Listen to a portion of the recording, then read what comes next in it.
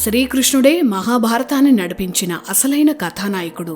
శ్రీకృష్ణుడి జీవితంలో ఎన్నో మలుపులు. శ్రీకృష్ణుడి గాథలు ఎంత విన్నా వినాలనే అనిపిస్తాయి. అంత గొప్ప చరిత్ర. శ్రీకృష్ణుడి వ్యక్తిగత జీవితం కూడా ఎంతో ఆసక్తికరం. ముఖ్యంగా శ్రీకృష్ణుడికి 8 మంది శ్రీమతులని అందరికీ తెలిసిందే. ఆ 8 మంది భార్యలను అష్టమహిషులు అంటారు.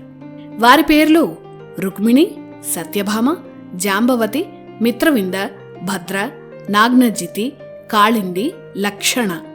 ఈ 8 మంది భార్యలకు ఒక్కో గొప్ప కథ ఉంది. శ్రీకృష్ణుడి మొదటి పట్టమహిషి రుక్మిణీదేవి. విష్ణు అవతారమే కృష్ణుడు. లక్ష్మీదేవి అంశతో జన్మించి శ్రీకృష్ణుణ్ణి వరించిన యువరాణి రుక్మిణి.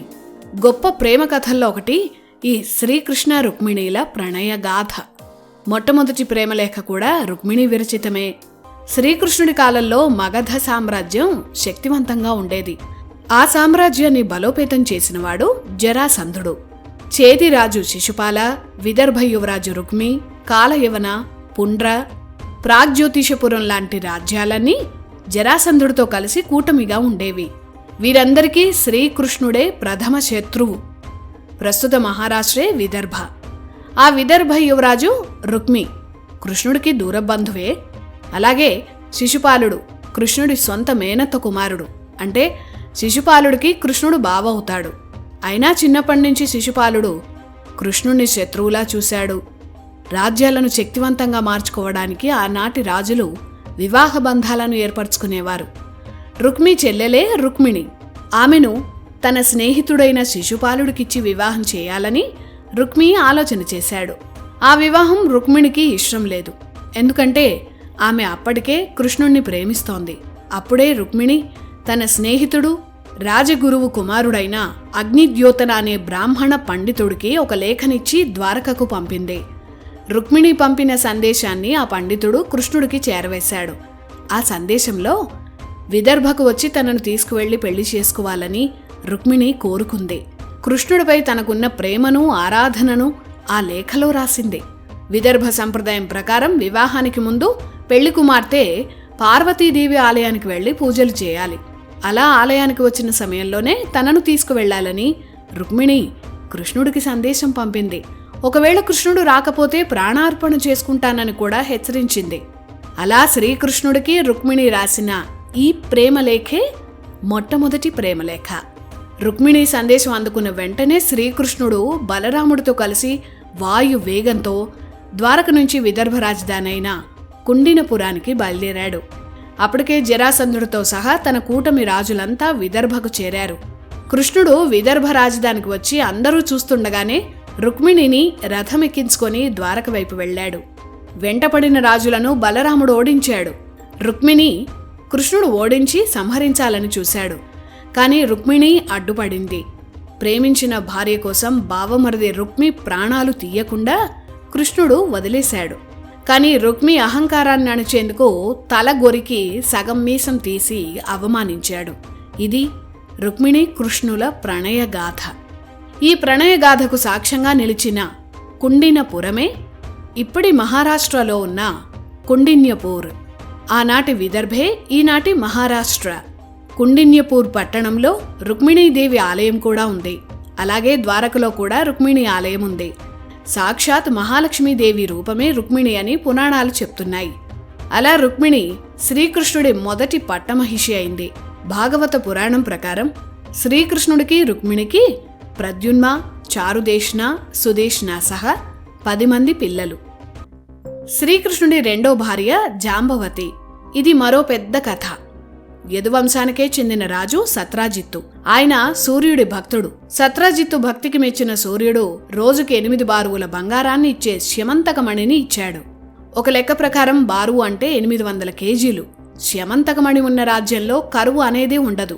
ఓసారి యదువంశరాజులంతా ఓ సమావేశం పెట్టారు. దానికి కృష్ణుడు కూడా వచ్చాడు. యదువంశరాజుల్లో పెద్దవాడైన ఉగ్రసేన మహారాజు వద్ద ఈ శ్యమంతకమణి ఉంటే యదువంశానికి శ్రేయస్సు ఉంటుందని కృష్ణుడు సత్రాజిత్తును కోరాడు. కాని సత్రాజిత్తు ఒప్పుకోలేదు.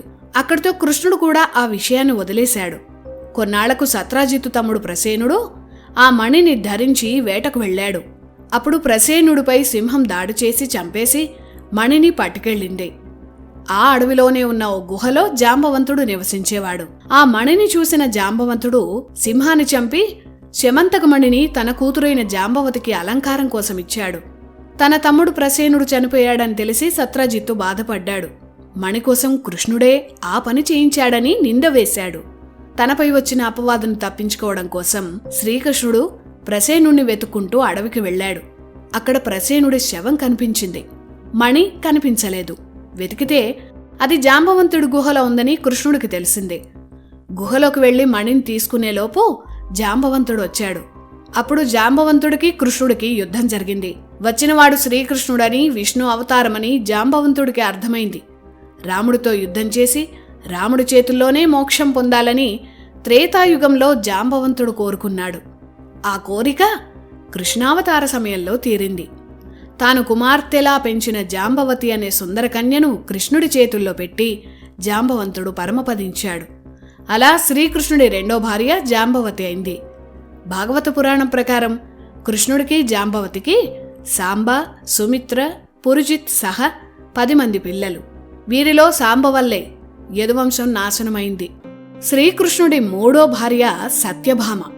సత్యభామ గురించి తెలియని వారు ఉండరు. ఈమె కృష్ణుడికి దగ్గర బంధువే అయిన సత్రాజిత్ కుమార్తె. సత్యభామ వరుసకు కృష్ణుడికి మరదలవుతుంది. చిన్నప్పటినుంచి సత్యభామకు కృష్ణుడంటే ఇష్టం. కానీ ఏ రోజూ బయట పెట్టలేదు. తనపై సత్రాజిత్తు వేసిన అపవాదు తొలగించుకుందుకే కృష్ణుడు శమంతకమణిని తెచ్చిచ్చాడు. తన తప్పు తెలుసుకున్న సత్రాజిత్తు కృష్ణుణ్ణి క్షమాపణ కోరాడు. తాను చేసిన తప్పుకు పరిహారంగా తన ముద్దుల కూతురు గారాల పట్టే అయిన సత్యభామను కృష్ణుడికిచ్చి వివాహం చేశాడు. చిన్నప్పటినుంచి కోరుకున్న వరుడు శ్రీకృష్ణుడే సత్యభామకు దొరికాడు. అందుకే ఆమె మిగిలిన భార్యల కన్నా కృష్ణుడిపై అమిత ఇష్టాన్ని పెంచుకుంది. అందరి భార్యల్లో కాస్త గడసరి సత్యభామే. కృష్ణుణ్ణి తన కొంగున కట్టి ఆడించిన భామగా సత్యభామకు పేరు. వీర వనిత కూడా. అందుకే కృష్ణుడికి సత్యభామ అంటే ప్రత్యేకమైన అభిమానం ఉండేది.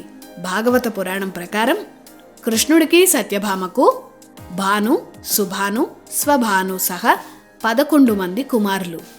శ్రీకృష్ణుడి 4వ భార్య కాళింది. ఈమె సూర్యుడి అంశతో జన్మించింది. విష్ణువును వివాహం చేసుకోవాలని తపస్సు చేసింది. ఆమె తపస్సుకు మెచ్చిన విష్ణువు ద్వాపరయుగంలో ఆ కోరిక నెరవేరుతుందని వరమిచ్చాడు. ఒక అరణ్యంలో తపస్సు చేస్తున్న కాళిందిని శ్రీకృష్ణుడే స్వయంగా వెళ్లి వరించాడు. అలా కాళింది శ్రీకృష్ణుడి 4వ భార్య అయింది. వీరిద్దరికీ శృత, కవి సహా 10 మంది కుమారులు. ఇక శ్రీకృష్ణుడి 5వ భార్య మిత్రవింద. ప్రస్తుత మధ్యప్రదేశ్ ఆనాడు అవంతి రాజ్యంగా ఉండేది. అవంతి రాజ్యాన్ని వింద, అనువిందలు పాలించేవారు. వీరు శ్రీకృష్ణుడి మేనత్తల్లో ఒకరైన రాజాదిదేవి కుమారులు. పాండవులు, శిశుపాలుడు, దంతవక్త్ర, వింద, అనువింద వీరంతా కృష్ణుడి మేనత్తల కుమారులే. వీరు శ్రీకృష్ణుడికి సొంత బావలు. శ్రీకృష్ణుడి తండ్రి వసుదేవుడికి 5గురు చెల్లెళ్ళు. వారిలో చివరి చెల్లి రాజాదిదేవి. ఆమె కుమార్తె మిత్రవింద. కుమారులు వింద, అనువింద. శ్రీకృష్ణుడికి స్వయాన మరదలు మిత్రవింద. కాని వింద, అనువిందలకు కూడా కృష్ణుడు శత్రువే. ఎందుకంటే వీరు కూడా జరాసంధుడికి స్నేహితులు. వింద, అనువిందలు తమ చెల్లెలు మిత్రవిందకు స్వయంవరం ఏర్పాటు చేశారు. చిన్నప్పటి నుంచి కృష్ణుణ్ణి దగ్గర నుంచి చూసిన మిత్రవిందకు బావ అంటే ఇష్టం. కాని అన్నలకు భయపడి ఏనాడూ చెప్పలేదు. అందుకే రుక్మిణీదేవిలాగే మిత్రవింద కృష్ణుడికి రహస్యంగా సందేశం పంపింది. తనను తీసుకువెళ్లిపోవాలని వేడుకుంది. సరిగ్గా రుక్మిణీ కథలాగే స్వయంవరానికి వచ్చి ఆ వేడుకకు వచ్చిన అందరు రాజులను ఓడించి బావలైన వింద, అనువిందలకు దేహశుద్ధి చేసి తన మరదలు మిత్రవిందను కృష్ణుడు తీసుకువెళ్లిపోయాడు.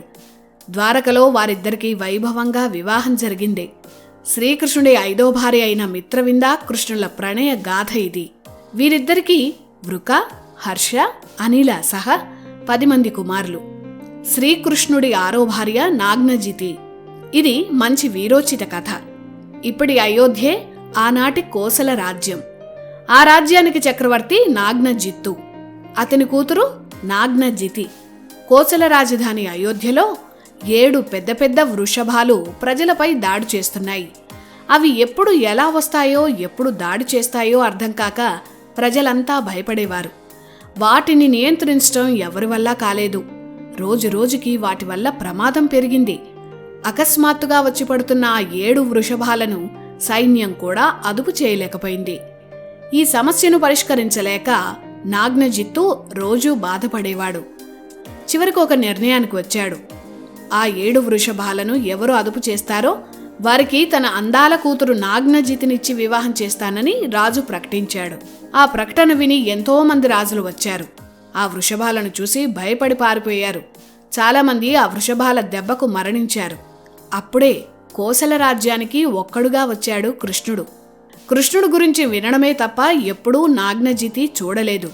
తొలిచూపులోనే ఆ పరమాత్మను ప్రేమించిందామె. ఆ వృషభాలను నల్లనయ్య ఓడించాలని కోరుకుంది. ఆ మాయా వృషభాలను మాయతోనే కృష్ణుడు కట్టడి చేశాడు. తన రూపాన్ని 7 రూపాలుగా మార్చాడు. ఒకేసారి ఆ 7 రూపాల్లో 7 వృషభాల దగ్గరకు వెళ్ళాడు. తన మాయాజాలంతో ఆ వృషభాలను అదుపు చేసి అడవిలోకి తరలించాడు. కృష్ణుడి వీరత్వానికి కోసలరాజు చేతులు జోడించి నమస్కరించాడు. తన కుమార్తె నాగ్నజితినిచ్చి వైభవంగా పెళ్లి చేశాడు. అలా శ్రీకృష్ణుడి 6వ భార్య నాగ్నజితి అయింది. ఈమెకు సత్య అని మరో పేరు కూడా ఉంది.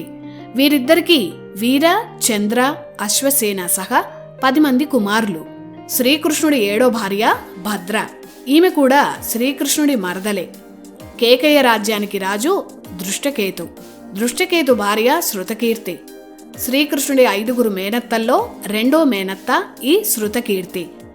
ఆ శృతకీర్తి కుమార్తె భద్రాదేవి. అలా శ్రీకృష్ణుడి సొంత మరదలు భద్ర. ఎప్పటినుంచో తన మేనల్లుడు కృష్ణుణ్ణి ఇంటి అల్లుణ్ణి చేసుకోవాలని శృతకీర్తి అనుకుంటూ ఉండేది. అదే విషయాన్ని మేనత్త శృతకీర్తి కృష్ణుణ్ణి కోరింది. ఆమె అభీష్టాన్ని మన్నించి కృష్ణుడు భద్రాదేవిని వివాహం చేసుకున్నాడు. అష్టభార్యల్లో అత్యంత సహనశీలిగా ఈ భద్రాదేవి పేరు తెచ్చుకుంది. శ్రీకృష్ణుడు భద్రాదేవిని అమితంగా అభిమానించేవాడు, గౌరవించేవాడు. వీరిద్దరికి కూడా 10 మంది కుమారులు. ఇక శ్రీకృష్ణుడి 8వ భార్య లక్షణ. ఇది విచిత్రమైన గాథ. ప్రస్తుత పంజాబ్ ప్రాంతమే ఆనాటి మద్ర రాజ్యం. మద్ర రాజ్యానికి రాజు బృహత్సేన. మద్రరాజు బృహత్సేన కుమార్తె లక్షణ. అందమైన నవ్వు కలిగిన ఈ యువరానికి చారుహాసిని అనే పేరు కూడా ఉంది. శ్రీకృష్ణుడి భార్యల్లో సౌందర్యవతిగా లక్షణను చెప్తారు. ఒకసారి నారదుడు వీరి రాజ్యానికి వచ్చాడు. ఆయన ద్వారా కృష్ణుడి అందచందాలు, గుణగణాలను లక్షణ తెలుసుకుంది. సాక్షాత్ నారదుడే కృష్ణుడి గురించి చెప్పాక వివాహం అంటూ చేసుకుంటే కృష్ణుడినే చేసుకోవాలని లక్షణ అనుకుంది. కాని సౌందర్యవతి అయిన తన కుమార్తెను వివాహం చేసుకోవడానికి అతి కష్టమైన స్వయంవర పరీక్షను బృహత్సేన పెట్టాడు. ద్రౌపదీ స్వయంవరాన్ని అనుకరించాడు.